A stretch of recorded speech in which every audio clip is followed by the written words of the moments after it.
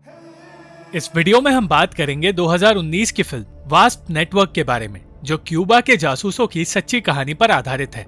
1959 में क्यूबा एक कम्युनिस्ट देश बन गया, जिसके बाद अमेरिका ने उस देश पर एक ऐसा नियम थोप दिया जिसकी वजह से क्यूबा किसी भी देश के साथ बिजनेस नहीं कर सकता, और इस नियम ने क्यूबा के लोगों की तकलीफें बढ़ा दी। कई लोग देश छोड़कर मायामी में रहने लगे और कुछ लोग आज भी देश में रहकर मिलिटेंट्स की जिंदगी जी रहे हैं। उसी क्यूबा के हवाना शहर में रेने नाम का एक पायलट अपनी पत्नी ओल्गा और बेटी अर्मा के साथ रह रहा था। उसे अपना काम पसंद तो था, पर वो एक बेहतर जिंदगी जीना चाहता था। इसलिए एक दिन अपने परिवार को पीछे छोड़कर उसने एक प्लेन चुराया और हवाना से निकलकर मायामी चला गया।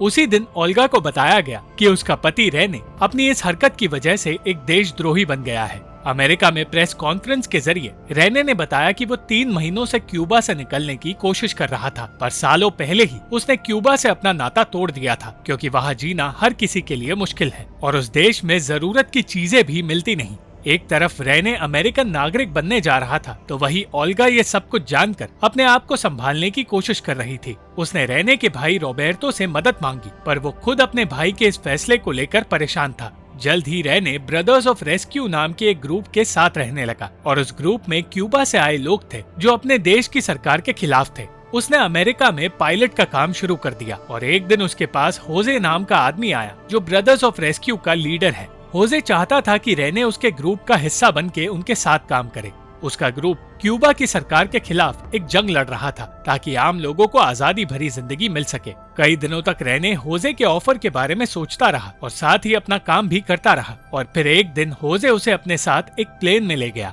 वो उड़कर क्यूबा में चले गए और प्लेन से नागरिकों के लिए पर्चियां फेंकने लगे।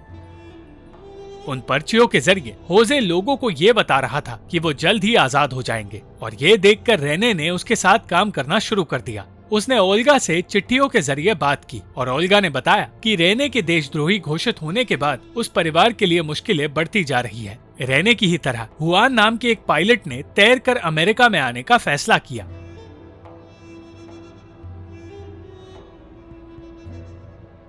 और नेवी बेस पहुंचते ही उसने बताया कि उसका तलाक हो चुका है, इसलिए वो अपनी पत्नी और बच्चों को अपने पास बुलाने नहीं वाला। हुआन FBI के लिए मुखबिर का काम करने लगा और अपने कजिन दिनायफ के साथ रहने लगा। दिनायफ ने उसे आना नाम की एक लड़की से मिलवाया और वो दोनों एक दूसरे को पसंद करने लगे। कुछ दिन बाद हुआन ने भी होजे के साथ पायलट का काम करना शुरू कर दिया, और काम करते हुए उसकी और रेने की दोस्ती हो गई। पर अपने ग्रुप के साथ वो लोग ड्रग्स और हथियार की स्मगलिंग भी करने लगे। हुआन ने बताया कि वो जल्द ही आना से शादी करने वाला है, और एक तरफ जहां वो अपना परिवार बढ़ा रहा था, तो वही रेने का परिवार क्यूबा में मुश्किलों से जूझ रहा था। ओल्गा अर्मा को अकेले पालने की और रेने के इरादों के बारे में उसे समझाने की कोशिश तो कर रही थी, पर बाहरी दुनिया में हो रही बातों की वजह से अर्मा भी अपने पिता को एक देशद्रोही समझने लगी। ओल्गा ने अमेरिका जाने से साफ इनकार कर दिया था, क्योंकि वो अपनी बेटी को किसी देशद्रोही की जिंदगी देना नहीं चाहती। वो जानती थी कि अपने काम की वजह से रेने को जेल जाना पड़ सकता है, और ये बात रेने भी जानता था, क्योंकि दिन पे दिन स्मगलिंग का काम बढ़ता जा रहा था।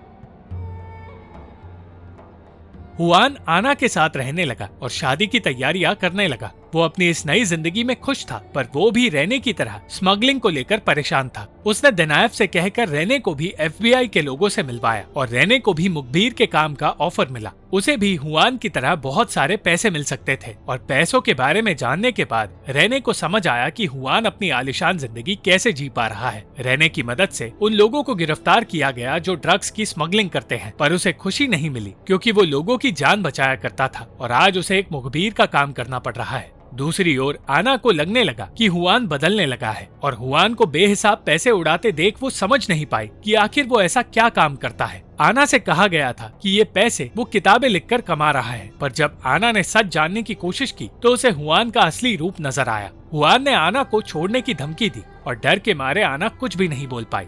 होजे का ग्रुप अब आतंकवादियों के साथ मिलकर काम कर रहा था। और ये बात रेने को अच्छी नहीं लगी। यही बात होजे से कहने के बाद उसने बताया कि ओल्गा उसके पास आकर रहने के लिए राजी हो गई है, पर क्यूबा की सरकार उसे देश से निकलने की इजाजत नहीं देगी। कुछ दिन बाद हुआन और आना की शादी हो गई और उस शादी में रेने के साथ होजे और उसके ग्रुप के लोग भी मौजूद थे। होजे ने हुआन को जॉर्ज नाम के एक आदमी से मिलवाया जो CANF नाम के एक ग्रुप को चलाता है और उसका ग्रुप होजे के साथ मिलकर क्यूबा की लड़ाई लड़ रहा है। एक तरफ आना अपनी शादी के जश्न में गुम थी,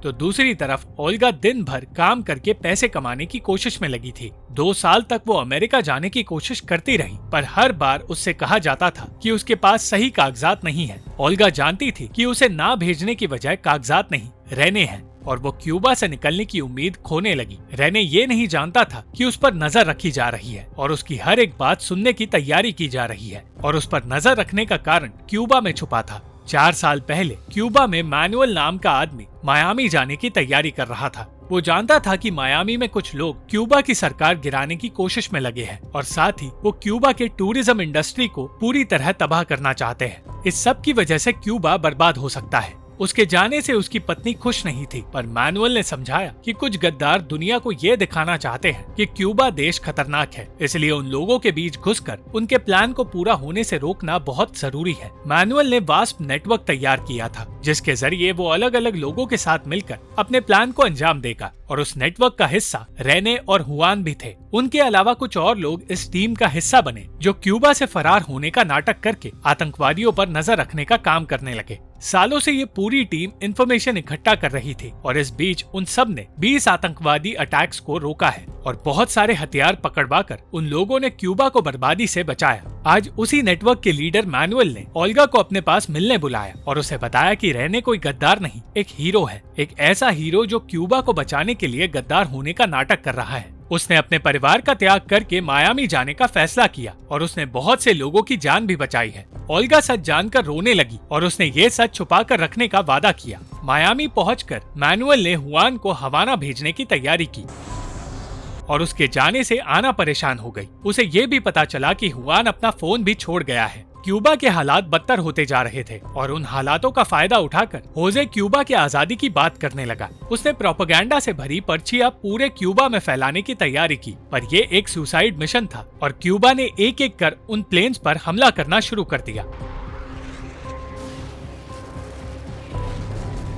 आना को इस बात का डर था कि उनमें से एक प्लेन हुआन उड़ा रहा था, पर फिर उसे पता चला हुआन क्यूबा लौट गया है और इंटरव्यूज में ये कह रहा है कि वो मायामी में खुश नहीं था। उसने आना का जिक्र भी नहीं किया और वापस मायामी लौटने से साफ इनकार कर दिया।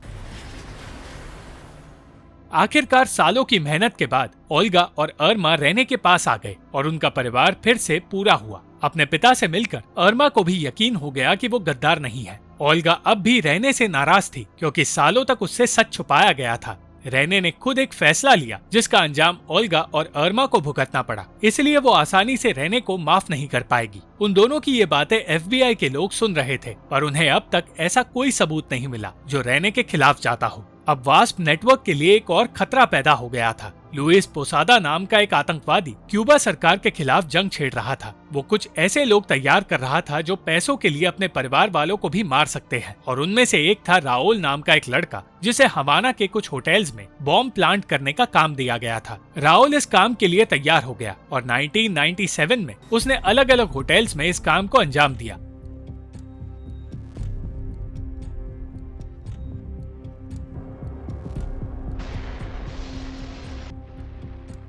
एक ब्लास्ट में किसी इटालियन की भी मौत हो गई और इस बात का असर क्यूबा की टूरिज्म इंडस्ट्री पर पड़ने वाला था। राउल पैसों का इंतजार करता रहा, पर उसी दिन पैसे मिलने से पहले ही वो पुलिस के हाथ लग गया। राउल को पकड़वाने का काम भी वास्प नेटवर्क का ही था, इसलिए मैनुअल इस बात का जश्न मनाना चाहता था और उसकी खुशी दुगनी हो गई जब उसे पता चला कि ओल्गा और रेने को बेटी होने वाली है। जल्द ही FBI तक ये बात पहुंच गई कि राउल लुइस और CANF के लिए काम करता है और FBI और क्यूबा के बीच बातचीत शुरू हुई। कुछ महीने गुजरे और ओल्गा अपने परिवार के साथ एक बेहतर जिंदगी जीने लगी। सब कुछ ठीक चल रहा था। पर फिर एक दिन FBI ने रेने को गिरफ्तार कर लिया क्योंकि वो अमेरिका की जमीन पर क्यूबा के लिए जासूसी कर रहा था। उसके साथ साथ मैनुअल और पूरे वास्प नेटवर्क को गिरफ्तार किया गया और उन सब पर गंभीर आरोप लगाए गए। ओल्गा की जिंदगी फिर से बदल गई। उसे लगा कि उसे नौकरी से भी निकाल दिया जाएगा, पर खुशकिस्मती से ऐसा कुछ नहीं हुआ। वो अपने बच्चों को किसी तरह पालने में कामयाब हो रही थी और ये सुनकर रेने को राहत मिली। रेने ने बताया कि FBI ने उसकी सजा कम करने की बात की है, पर इसके बदले उसे अपने ही देश से गद्दारी करनी होगी। 5 लोग ऐसा करने के लिए राजी हो गए, पर ओल्गा जानती थी कि रेने राजी नहीं होगा। क्यूबा के प्रेसिडेंट फिडेल ने वास्प नेटवर्क का साथ दिया और कहा कि उन्होंने कोई गुनाह नहीं किया है, वो बस आतंकवादियों को रोकना चाहते थे।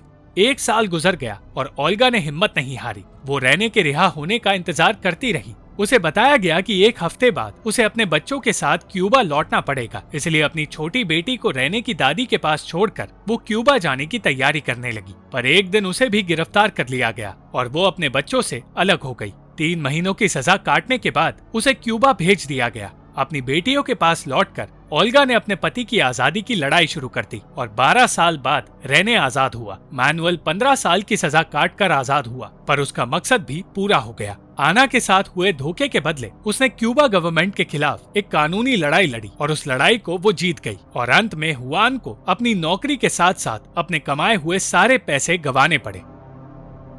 Thank you for watching this video. अगर आपको ये वीडियो पसंद आई तो इस वीडियो को लाइक, शेयर और इस वीडियो पर कमेंट जरूर करें और इस चैनल को सब्सक्राइब करना मत भूलना।